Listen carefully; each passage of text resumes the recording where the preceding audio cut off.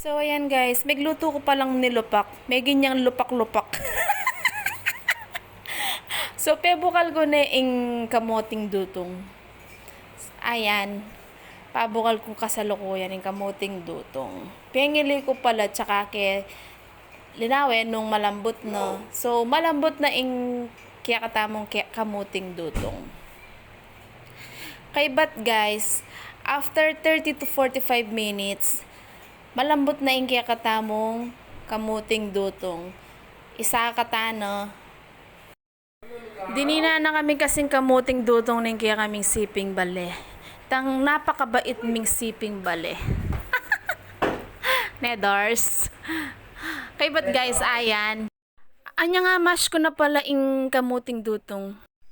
Binili ko king kawali tsaka ako dininan ko ng kayan guys, condensed milk, butter at saka detox sugar.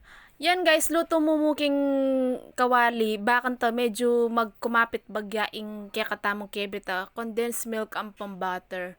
Anyang medyo mag-form ne guys, na mabayat-bayat ne kimpakiramdam. Aluto ko na ayan no. Bili ta naging kaya katamong pinggan. I-plating tane guys. Kasakit pala mangogoy nuko. May sakit ko braso. Kaya ba't guys dininan ko ng cheese para mas masarap. Yan, yummy! Nilupak na naging lupak-lupak.